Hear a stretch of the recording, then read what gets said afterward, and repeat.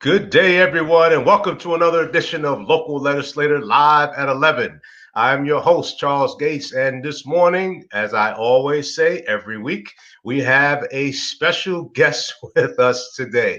None other than Mr. Rodney Edmondson, Hampton Roads, Virginia native, York High School graduate. I'm not going to share the year unless he wants to share that for us. And before we get started, I'd just like everyone to know out there that this gentleman, if you look at his last name, he has the same last name as our founder, locallegislator.net founder, Mr. David Edmondson. He is none other than his cousin. So this is a family affair today. I just happen to be the host this morning. Good morning, Mr. Edmondson. How are you? Good morning, Charles. I'm doing great today. Hope everybody's Fantastic, well. fantastic. And to let everyone know why we invited Mr. Edmondson here, Mr. Edmondson happens to be the drummer and has been the drummer, longtime drummer for the Grammy Award winning Ronnie Milsap's Band. For those of you who know Ronnie Milsap, he is an award winning country and what did I call him? Blue eyed soul icon. Blue eyes. I'd never heard that concept before, but it was so invited I had to say it on air. Blue eyed soul icon. Mr. Evanson, let's get right to the interview.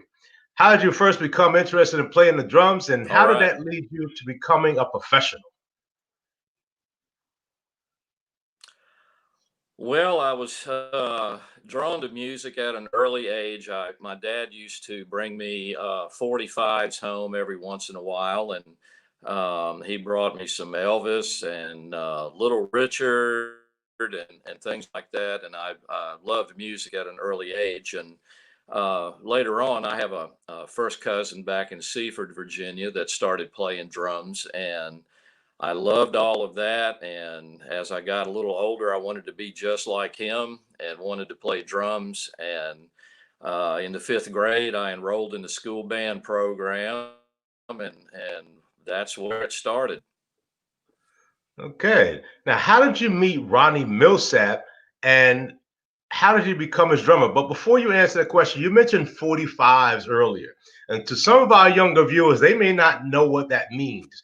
If many of them are familiar with albums, and the albums, a 45 is a smaller version of the album. I wish I had something to show you right now, but it'd take me too long to go upstairs and get it. But there are smaller versions of album that go round and round and round with a needle that you can put on it, and you can hear sound come out of it. I know it sounds like something out of the Jurassic area, but that's what that's all about. Right, Well, yeah, right. the wax L, uh, yeah, the wax LPs are making a comeback now. Albums are becoming popular again, and a 45, as you said, would have been the single that the record company wanted to promote and have played on the radio. And there would, of course, be another song on the other side, considered the B side. So, Right. yeah, that goes back a way. Yeah, yeah. It sounds like something from yesteryear, doesn't it? Now, Ronnie Milsap, how did you become his Well, drummer? well, that was a long journey. I moved to Nashville almost 40 years ago. My wife and I did, and without a real plan, other than I just wanted to play music. And the thing about Nashville, and I'm sure other cities, when you're trying to do things, networking and meeting people is the way you do it. Because especially in Nashville, there are 1,000 people that can do what you do, and they're all looking for work. And so knowing people and them having heard you play is how you'll get a phone call for something like that. Now, the Ronnie Milsap job in particular, I was playing in a rock band here in Nashville. There was a club scene back then in the 80s that would support, bands playing, 4 or 5 nights a week at the same club. And we had a really good band, and a lot of local musicians used to come out and hear the band. And one of them was a guitar player named Jamie Brantley. He was very good friends with the bass player in the band. They grew up in Augusta, Georgia together. And I was talking to Jamie about that years ago, and he said, yeah, I used to come out and hear the band, and I always told myself, if I had an opportunity to play in a band with that drummer, I want to do it. And so this particular band, it was called the Jeff Allen Band. It lasted a couple years, and the club scene for that kind of music was on the way out in Nashville. Clubs were closing up, and also some regular fans of the band was a girl named Rosie White, and her family. If you're into traditional country music, she is from a family called the Whites. It was Buck White and his two daughters, and um, they had some success in country music, and they were looking for a drummer at the time, and she kept telling me that, well, we're auditioning drummers, and I kept putting it off because I wanted to keep playing rock music, but it was becoming obvious that the rock music thing in the clubs was going away, and so I took that opportunity and auditioned for the group and got the job. And one of the things that with that group was that they were members of the Grand Ole Opry. And so I immediately started playing, once I got with them, started playing shows at the Grand Ole Opry with them and networking with that whole group of people. And lo and behold, one night at the Opry, um, we're playing and Ronnie Milsap is on the show also.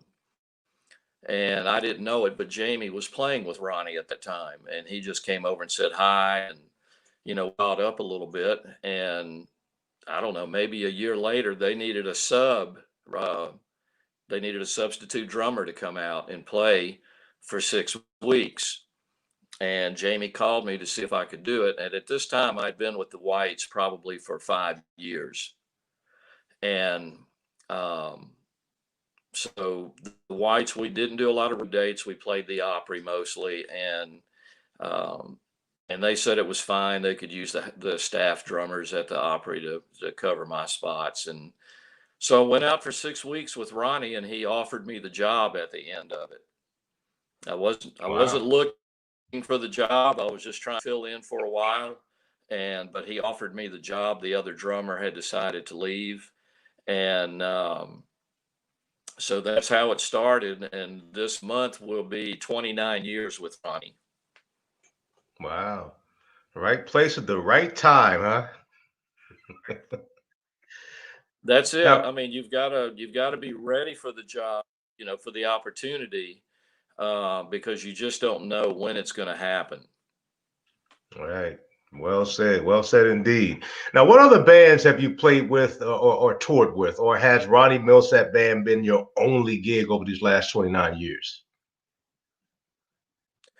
Well, for the last 29 years, yes, that's been my main job. And like I said, prior to that, I was with the Whites for 5 years. And prior to that, I was, in several different bands around town that, based not recording acts or anything like anybody you would have heard of, but putting a bunch of gear in a trailer, a bunch of guys piling into a van and going out on the road and playing clubs and stuff like that. But the Whites were my first artist, what we call an artist gig in Hmm. Nashville. And I did leave Ronnie briefly after 6 years. When I tried a new artist, a guy named Keith Harling, and his thing didn't work out. We had a lot of fun. He was a great guy, but his record deal didn't work out, and I ended up being able to go back with Ronnie after a couple of years. Interesting.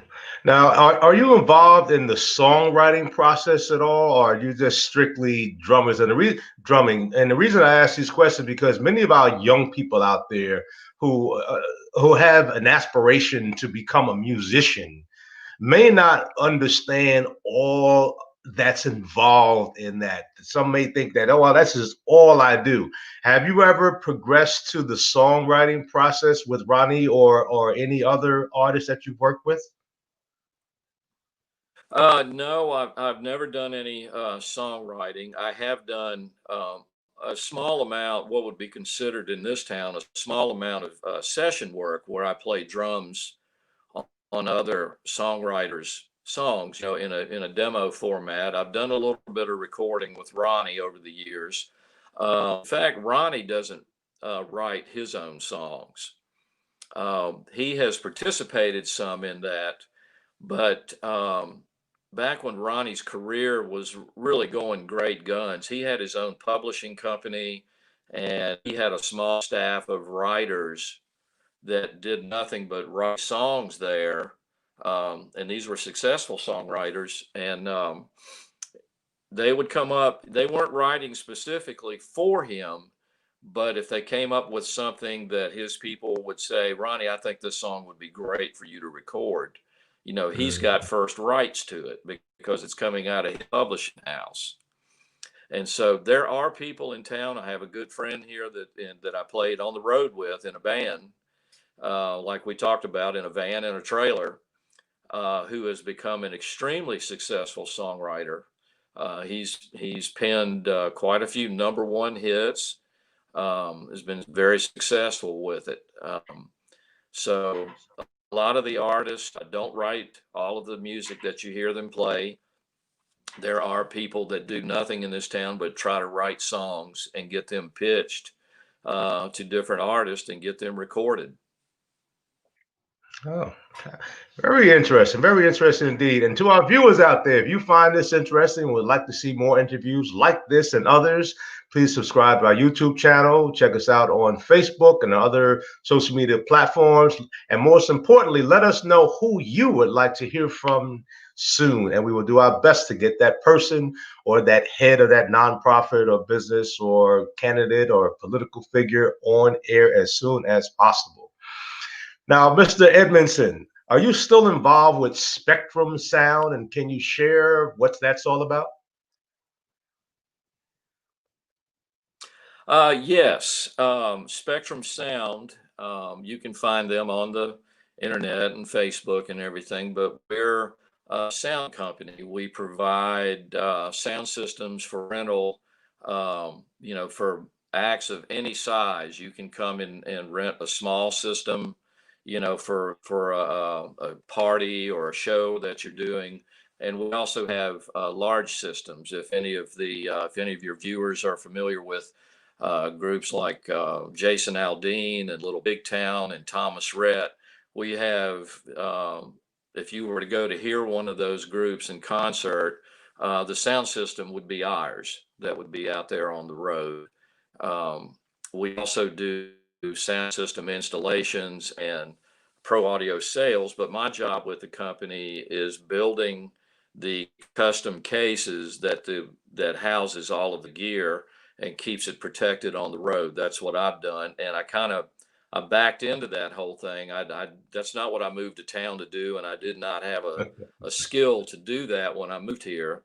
It just happened, and it's turned out to be a very fortunate thing for me over the years, because what a lot of people outside of the music business don't understand about when you work for an artist like Ronnie Milsap or whomever. Um, in my particular situation, I'm paid when I do a show. I'm not on a salary. When Ronnie makes a record, if I record on it, I'll get paid for doing that session, but I don't get royalties. When Ronnie does a show, he doesn't take his cut and split the rest of it with I get a set amount when we go do a show. And so it's not like a band situation where everybody's a partner. I'm just a hired gun with Ron. Everybody else in the band is. So a lot of these situations, when you see the big acts on the road or on TV or whatever, I mean, they're making good money. Don't get me wrong, but they're not becoming millionaires doing this. You know, that is a And myth, yet I my think. Oh, go ahead. yeah, it's no, it's like I said, we're hired guns. Some people are on salary. All the artists do different, and there's no set pay scale for what people get. Um, if you happen to land the gig with an artist like Garth Brooks, that's a different thing. Garth has made more money than anybody in this town in country music, and he is very loyal and has taken care of his not just his musicians but his support staff and everybody like that. Um, but yeah, I've not got rich playing music. From the music per se, I've got I'm really rich in a friend base and contacts and people that I know in the business and everything like that. But the sound company job has been a real blessing for me because I've been treated as a full-time employee at Spectrum. I've been with them longer than I've been with Ronnie. Uh, this month makes 31 years I've been working at Spectrum. And hopefully, with vaccines being distributed, we can go back to work. I haven't played a show with Ronnie since March and Mm. done very little work at the sound company right now because since the music business is down, sound systems aren't going out on the road and people don't need cases. Right, right. Well, on that note, Rodney, how has COVID impacted you? I know you're not on the road, but because we're in this pandemic situation, does that mean that everything stopped like the rest of the world just stopped momentum altogether?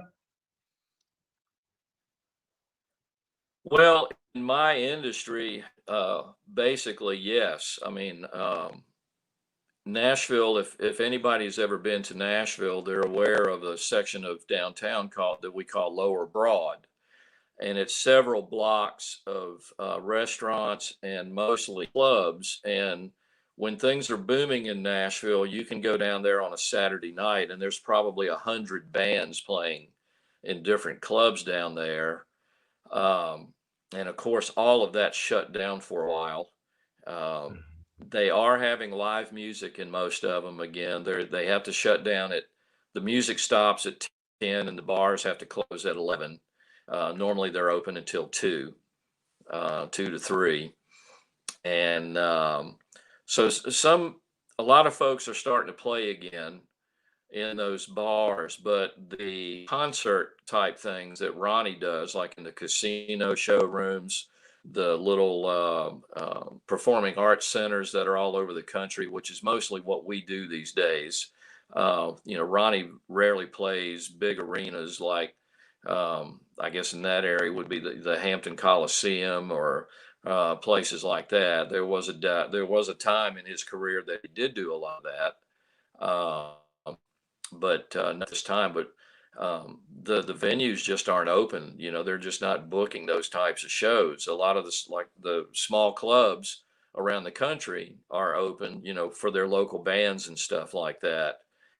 But our sound company, we're hanging on. We're doing okay because um, we do some installation projects, and we've got a large one that we're in the middle of keeping the company afloat, but there's nothing for me to do on it. So my biggest thing during the pandemic is that I've been trying to navigate my fourth grade granddaughter through school, and that may be the end of me. I think a lot of people can relate to that. Now, what I'm getting from this conversation is that if you get into the music business as a musician, that does not necessarily mean that you're going to have the big white house up on the hill with the 6, 7 figure income within the next 3 months once you get that gig. So let me ask you, what advice would you give a young No, person just taking up the drums? What advice would you give a young person taking up the drums or any other instrument that has aspirations to get into a band at some point in their life? What advice would you give them from your standpoint? Well, I would not lock yourself into what would be maybe your favorite kind of music. Of course, you know, if you like heavy metal music or something like that, there is, you know, situations around that you can play that. But learn how to be versatile, number one, on your instrument. Because if you get to a place where you think you're ready, you know, to go to Nashville and try to make a go of it, you've got to have, you know, a lot of things that you can do well on your instruments. You've got to be able to play country, and rock and blues and things like that. There's jazz that's played around town. You've probably remember the Wooten Brothers, Hmm. from the area, from Newport News, Hmm. Virginia. They all live here, and they don't play country music, but yeah, you've got to be good on your instrument and realize that there's a lot of people in town that are good. Um, you also can't be a jerk. Hmm. That's one of the big things that I tell people in town. Um, when it comes to artist gigs, it's almost as important to be able to ride the bus and get along with people as it is being good on your instrument, because being good and knowing somebody will get you in the door. But if you get the reputation, especially with social media these days, of being a jerk and being hard to get along with, that'll end your career as quick as anything in this town. I can only imagine social media. Once you become a jerk and it gets out there on social media, no one wants to work with you, regardless of how good you may be, because there are other artists in town Right. that may be just as good or better than you. It's just a matter of finding them. Ah, that is such an interesting point. Well, thank you so much, Rodney Edmondson. And I Right. do have two more questions for you. Two more questions for you before we end this interview. My next question All is, right. tell us a fun fact about you that people who even know you may not know. I know I threw you a Well, curveball. I don't know how fun it is, but I I used to be. I've started playing again, but I used to be an avid golfer. And Ronnie did a theater down in Myrtle Beach quite a number of years ago for a couple of years. It was supposed to go longer than that, and things just didn't work out. But I had gotten in with a golf pro down there that was a golf director at one of the courses down there. And I actually had designs at that time of going and getting my PGA card, not to be a touring golfer, but to be able to, when the music thing was done, possibly get a job as a golf director at one of the golf courses down there. And so I got my love of golf from my dad. He loved it. He was a barber his entire life and had Mondays off, and he played golf every Monday. And I haven't played as much in recent years. It's old age and arthritis, and being very busy doing two jobs for so long has taken its toll on my golf game. But I don't know if that's a fun fact for anybody, but I did have designs for a life after music when I was down in Myrtle Beach. That didn't work out. Well, I tell you, Rodney, that is definitely a fun fact because I will tell you, your cousin, the founder of this company, David Edmondson, has been trying to get me on the golf course forever and a day. And between you and me, and I know no one else is listening to this, I have been avoiding him because I don't like to lose. Hopefully, he will never see this broadcast, but if he does, the truth be told. All right, our last question for you. How can Well, I people know get in my touch dad with took. you? And huh? Okay. Now, how can people get in touch with you and find more information about you, Ronnie Milsap, and the whole nine yards? Well, I don't have a large social media presence. I mean, I do have a Facebook page. It's just my name. It's kind of open as far as if you want to look through pictures that I have, my photo file on there. I've never done Twitter. I've never done Instagram. I'm the worst self promoter ever in the music business. Um, I've I've done very little, but I'm uncomfortable with putting a lot of stuff out there. Going, hey, look at what I did. This, I did this and I did that, and you can search Facebook and find just hundreds and hundreds of musicians posting stuff that they're playing, and most of it's great, some of it's not. I just haven't been that guy. um, but you're welcome to peruse my Facebook page. You'll probably be taking a nap within 5 minutes of it, and um, that's about it. I mean, you can find me on Facebook. I'd be glad to give my email address if anybody would like to send me an email and have a private discussion about anything, or just, private message me through Facebook or something like that.